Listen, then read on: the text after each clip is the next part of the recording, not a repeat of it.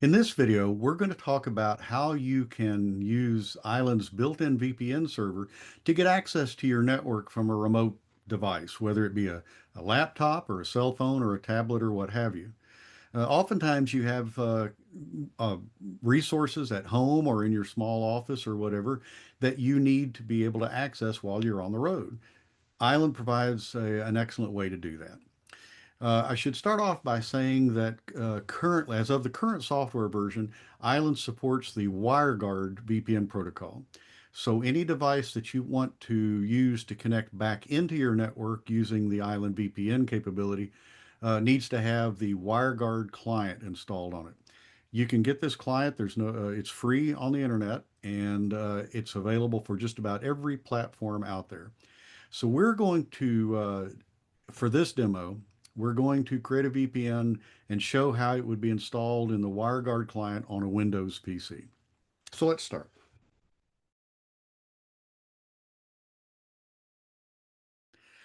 Now, there's one thing you need to consider before you create a VPN for a client to use for a client accessing your island remotely, while on the road, and that is your IP address.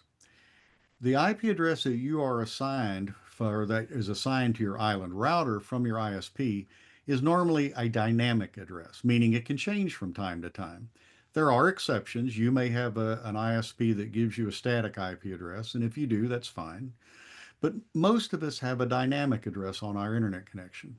Well, that can be a problem for inbound VPNs. How does your client, your laptop or whatever, find your island to connect to it if the IP address can be changing all the time? The solution for that is to create a dynamic DNS or DDNS entry for your island.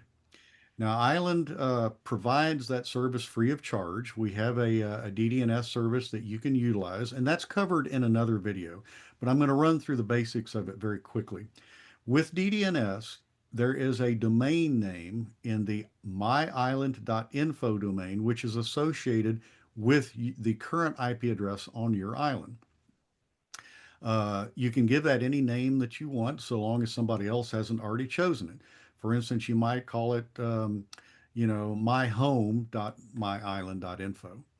And then when the VPN is created on the island, and when it creates more specifically the client configuration file to connect into your island, it doesn't put the IP address of your island in there. It puts the domain name in there. And that way, no matter what IP address you've been assigned by your provider, the WireGuard client will be able to connect to it using the dynamic DNS name.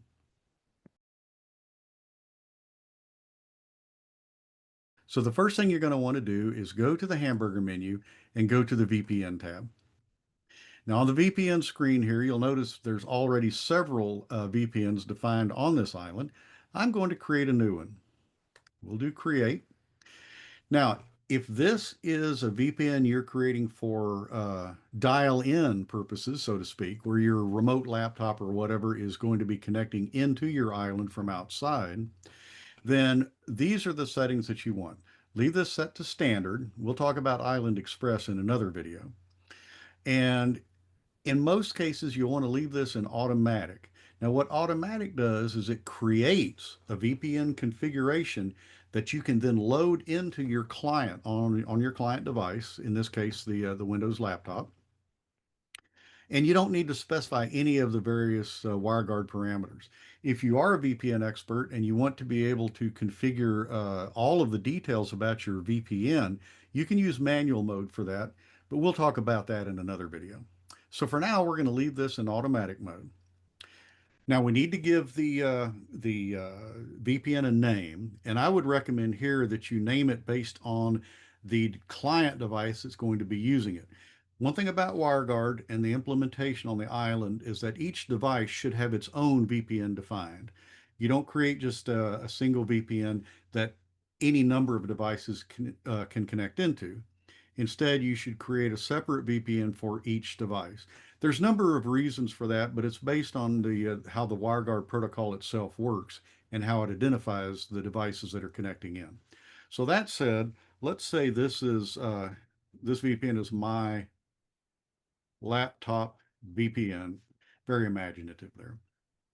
Split tunneling switch. Now, what this does is when it creates the VPN client configuration file, the split tunneling switch determines whether your client device is going to send all traffic through the VPN or only traffic for your LAN. What I mean by that is with split tunneling turned off, the VPN client will be set up so that all traffic goes to that VPN. So if you're out on a road somewhere, let's say you're checked into a hotel or whatever, and you want to connect back into your home system on the VPN, if you leave this split tunneling switch off, then everything, no matter where you're going on the internet from that laptop, will be sent through your home VPN. Now, many people would consider that a very beneficial thing. For instance, if you are on the road and you're on a public Wi-Fi hotspot or in a hotel or whatever, this guarantees that all of your traffic from your laptop will be encrypted and carried over the VPN tunnel so that no one can spy on it at the coffee shop or the hotel or wherever you are.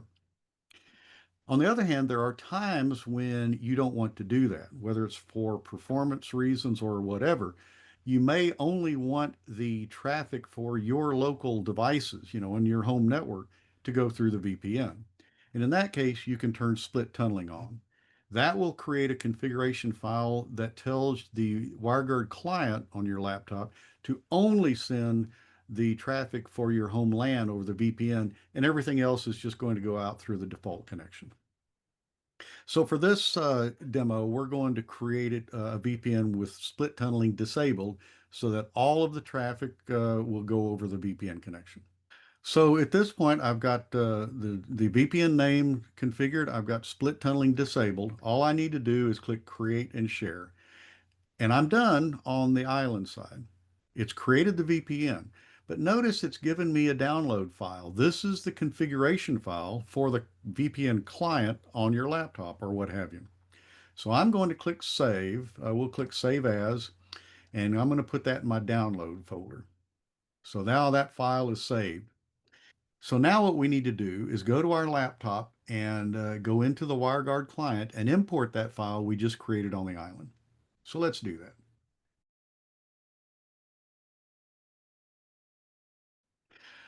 So run the WireGuard client on your Windows laptop or whatever device you have. Then once you have that running, go down here and click on Add Tunnel. We then find the file that we created from the Island app, select it and click Open. Now it's loaded that configuration file into the WireGuard client and you're ready to go. Whenever you want to activate that VPN, simply click the Activate button here, and that will enable the VPN and connect into your island. One other question that comes up from time to time is, how do you delete a VPN that you no longer need? Let's take a quick look at that. Again, let's go to the main menu and choose VPNs. This shows a list of the VPNs that are configured on this island. Now let's say I no longer need this particular VPN, the one called Lee S6. So you'll notice I clicked on it and that brings up the VPN detail screen.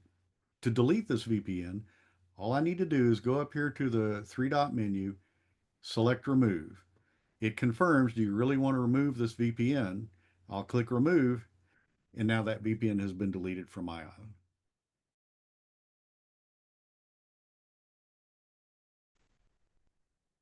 Oh, there is one thing I should mention about VPNs.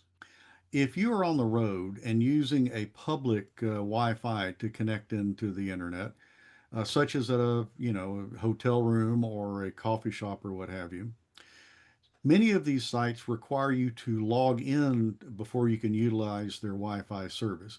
So just remember, you should go through that sign-on process. Perhaps at a hotel where you enter your room number and last name, that kind of thing. Be sure and do that before you bring up the VPN. Otherwise, the VPN won't be able to connect.